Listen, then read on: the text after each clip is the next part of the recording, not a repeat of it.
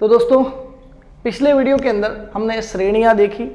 हमने देखा कि मनुस्मृति के अनुसार जो है 6 श्रेणियां थी, कौटिल्य के अनुसार 4 श्रेणियां थी। एक अगर हम वेदों में चले जाए ना तो विश्वकर्मा जी के अनुसार 12 श्रेणियां थी, ये भी याद रखना।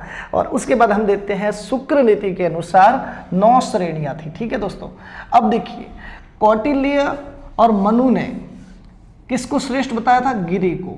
शुक्र जी ने श्रेष्ठ बताया दोस्तों सैन्य दुर्ग को, क्योंकि इन दोनों ने इस श्रेणी को तो बताया ही नहीं, तो इसको श्रेष्ठ कैसे बताएंगे?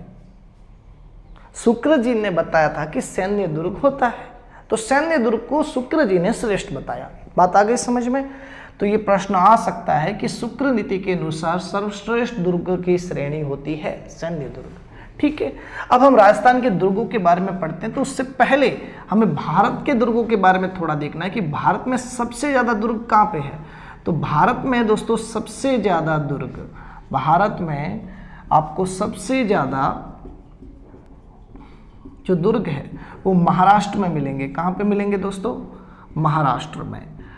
ठीक है, छत्रपति शिवाजी महाराज के राज्य के अंदर। ठीक है दोस्तों, अब भारत के बाद अगर हम राजस्थान में आए तो राजस्थान में आपको सबसे ज़्यादा अगर दुर्ग जो है वो आपको दोस्तों मिलेंगे जयपुर रियासत के अंदर। ठीक है दोस्तों, इसको हम आमेर रियासत भी बोल सकते हैं। पहले ये आमेर रियासत थी, फिर जयपुर को तो बसाया गया था ना, तो आमेर रियासत के अंदर सर्वाधिक दुर्ग आपको मिलते हैं। ठीक है, अब देखिए राजस्थान के बारे में अगर हम वर्णन करते हैं तो राजस्थान की जो आकृति है, मैं इसको पूरा मिटा देता हूँ, फिर आपको पूरे बड़े में दिखाऊंगा तो आपको सही से समझ में आएगा। यहाँ पे आप देखिए, ये मैंने कुछ इस टाइप से आकृति बना दी, पतंग बना दिया। ये पतंग जो है इसके बारे में सबसे पहले पतंग के बारे में किसने बताया था? अब वो तो हमें भी पता नहीं, लेकिन टी.एच. हैंडले ने राजस्थान के लिए कहा था कि राजस्थान एक पतंग है? हाँ, राजस्थान एक पतंग है। ये टी.एस. हैंडले ने बोला था कि राजस्थान की आकृति कैसी है? विषम कोणीय चतुर्भुज। विषम कोणीय चतुर्भुज यानी कि पतंगाकार है। कैसी है? विषम कोणीय चतुर्भुज। चतुर्भुज यानी कि 4 भुजाओं वाला विषम कोणीय चतुर्भुज टी.एस. हैंडले के अनुसार राजस्थान की आकृति है। ठीक है, अब मैंने ये क्यों बताया? क्योंकि देखो यहाँ 4 कोणे बन गए हैं, मुझे ये कोणे चाहिए थे, बन गए। ये देखो, पहला ऊपर वाला कोणा उत्तर दिशा, यानी कि उत्तर दिशा में एक आदमी बैठेगा और वो फिर वहां पे क्या करेगा? रक्षा करेगा, प्रहरी बनेगा, और जो आएगा उसको देखेगा कि ये अपने काम का आदमी है तो उसको अंदर प्रवेश देगा, नहीं है तो उससे लड़ाई करेगा, या तो खुद मार खाएगा या उसको मारेगा, हारेगा तो किसी को आने देगा। यानी कि उसको प्रवेश करने की, ऐसा मान सकते हैं कि वो एक प्रकार से प्रवेश द्वार है, एक प्रकार से वो पैरी है, एक प्रकार से वो रक्षक है। तो दुर्गों के अंदर भी उत्तरी सीमा का एक प्रहरी था, उसका नाम था दोस्तों भटनेर दुर्ग। था नहीं दोस्तों, है। अब कहाँ पे आया हुआ है भटनेर? देखिए यहाँ पे आपको मिलता है हनुमानगढ़। क्या मिलता है? हनुमानगढ़। तो बिल्कुल दोस्तों हनुमानगढ़ जिले के अंदर आपको भटनेर दुर्ग मिलता है। बात आ गई समझ में? यहाँ पे आ जाते हैं, यहाँ पे आपको मिलेगा पूर्व दिशा। सूर्य उग रहा है, राजस्थान में सूर्य उग रहा है पूर्व से, और पूर्व से जब सूर्य उगता है तो यहाँ पे एक किला आता है जो लोहा बन के आगे खड़ा है यार, लोहागढ़ नाम रखा।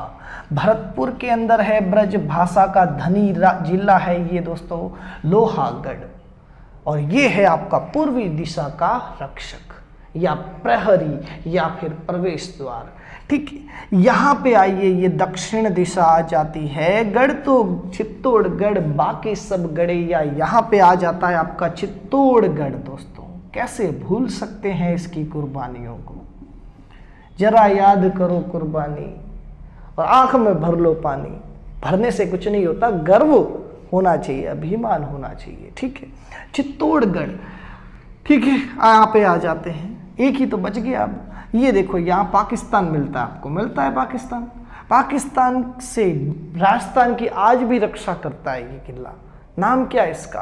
सोनारगढ़। इसीलिए तो सोना है यहाँ पे, सोना कहते हैं कि राजस्थान की धरती पे, धरती उगले सोना और उगले हीरा मोती।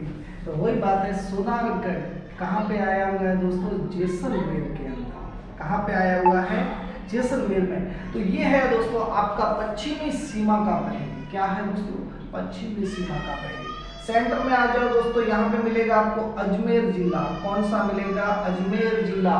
पुष्कर जी, नाम सुना आपने? पुष्कर जी, बिल्कुल दोस्तों। तो अजमेर के अंदर आ जाते हैं। अजमेर के अंदर एक किला मिलता है जिसका नाम है तारागढ़। तारागढ़, तारागढ़ जो है वो राजस्थान के राजपूताना जो है उसकी कुंजी है। क्या है दोस्तों? राजपूताने की कुंजी किसको बोला जाता है? अजमेर को। राजपूताने की कुंजी या तारागढ़ दुर्ग जो है वो राजपूताने की कुंजी है। राजस्थान का हृदय कौन है? अजमेर। राजस्थान का दिल देखो, ठीक है, अजमेर में जाओ। तो दोस्तों ये है आपका अजमेर। अब यहाँ से हम एक चीज आपको नोट करवाने वाली बात है कि जो ये लोहागढ़ दुर्ग है ना दोस्तों, लोहागढ़, इस दुर्ग के बारे में एक चीज है कि ये लोहागढ़ दुर्ग जो है सबसे ज्यादा गहराई में स्थित दुर्ग है। तो ये प्रश्न आ सकता है कि सर्वाधिक गहराई में स्थित दुर्ग कौन सा है? लोहागढ़ है, ठीक है, सबसे ज्यादा गहराई में स्थित है। ये मैं यहाँ पे लिख रहा हूँ, आपके स्क्रीनशॉट लेने में काम आएगा। और ये दोस्तों जो सोनारगढ़ है, यहाँ पे दोस्तों आपको मिलते हैं 99 बुर्ज। सचिन तेंदुलकर का नाम सुना है आपने? वो उनको आदत थी किसकी? नर्वस 90 में आउट होने की। 90 से लेकर 99 के बीच में यार एक और बुर्ज बना देते तो क्या जाता? 99 बुर्ज बनाए थे। बुर्ज मैंने आपको पहले ही बता चुका हूँ पिछले वीडियो में कि बुर्ज वो होते हैं जहाँ पे सैनिक जो है किले के अंदर निगरानी करते हैं। तो जो ऐसे भवन जो सैनिकों के लिए बनाए जाते हैं उनको बुर्ज बोलते हैं। तो 99 बुर्ज यानी कि सर्वाधिक बुर्जों वाला दुर्ग कौन सा है? सोनारगढ़ है। ठीक है दोस्तों, यहाँ तक आपको सब क्लियर हो गया होगा। अब हम पूरा आगे बताते हैं थोड़ा विस्तार से, इसलिए मुझे इसको मिटाना पड़ेगा।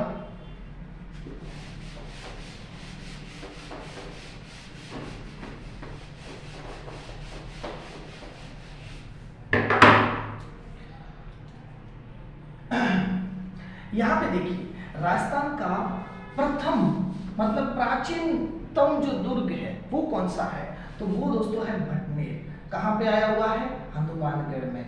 इसकी स्थापना माना जाता है कि 298 ईस्वी में हुई थी। और राजस्थान का नवीनतम दुर्ग कौन सा है? लोहागढ़। कहाँ पे आया हुआ है? भरतपुर के अंदर 1732 ईस्वी। ठीक है दोस्तों, लेकिन अब एक और बात, सोनारगढ़ जैसलमेर का नाम सुना आपने? अभी मैंने आपको बताया पश्चिमी सीमा का प्रहरी, 99 बुर्जों वाला दुर्ग। उसके पास में एक और दुर्ग बना है जिसका नाम है मोहनगढ़, वो भी जैसलमेर में है। कहा जाता है कि ये अब राजस्थान का सबसे नया दुर्ग है। तो राजस्थान का सबसे प्राचीन दुर्ग भटनेर, नवीन दुर्ग कौन सा है? मोहनगढ़ या लोहागढ़।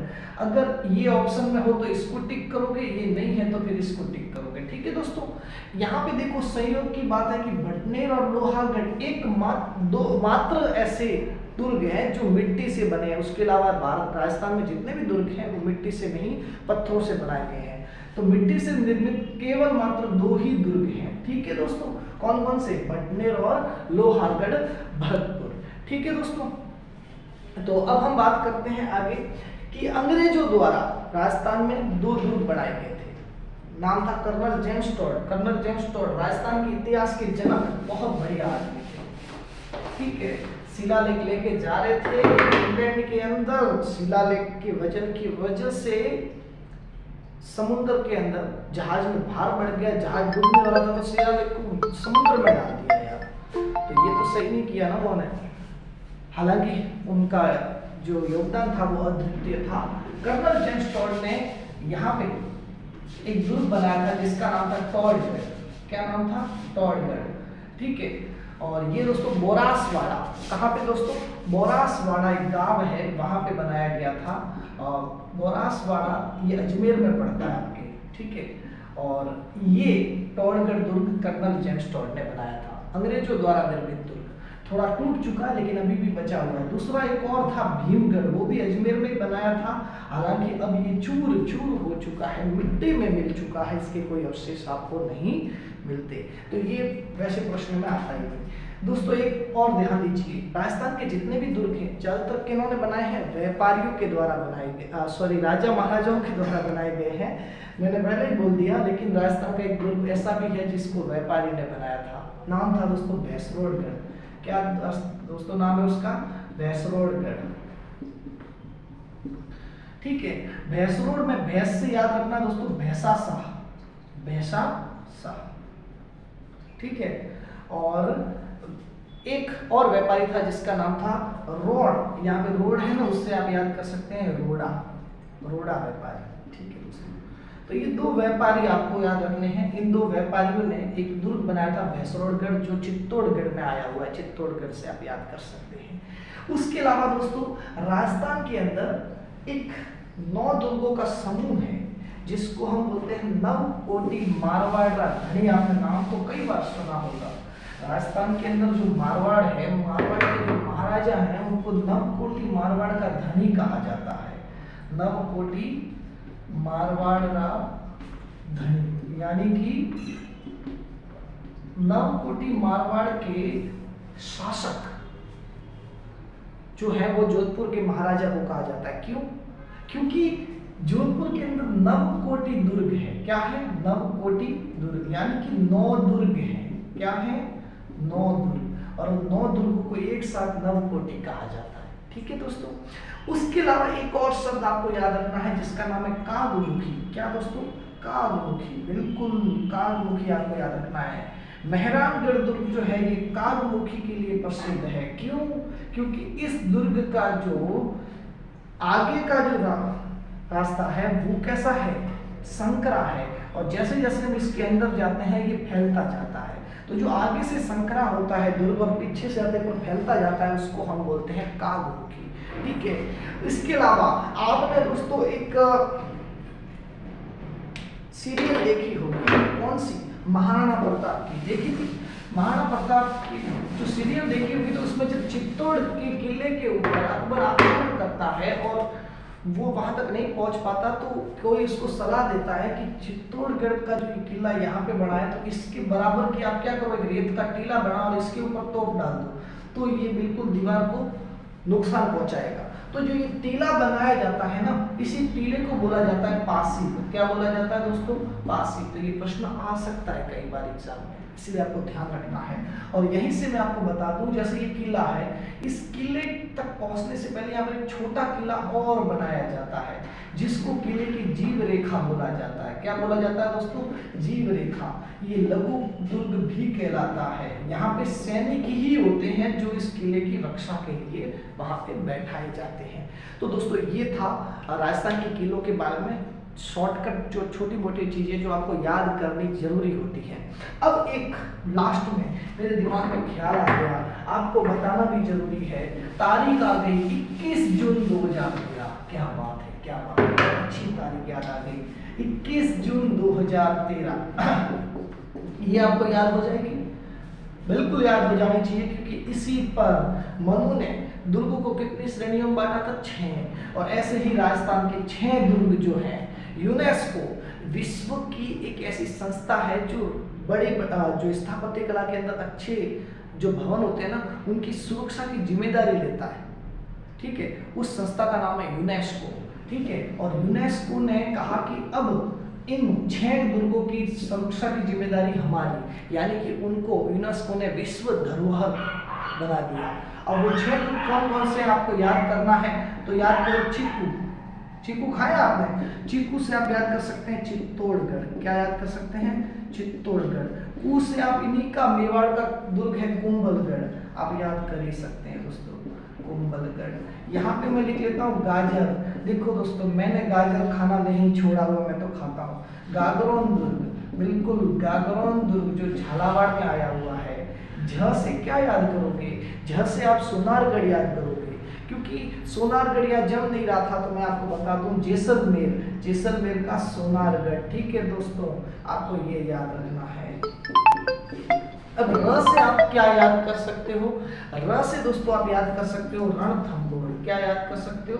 रणथंभौर दुर्ग। ठीक है दोस्तों।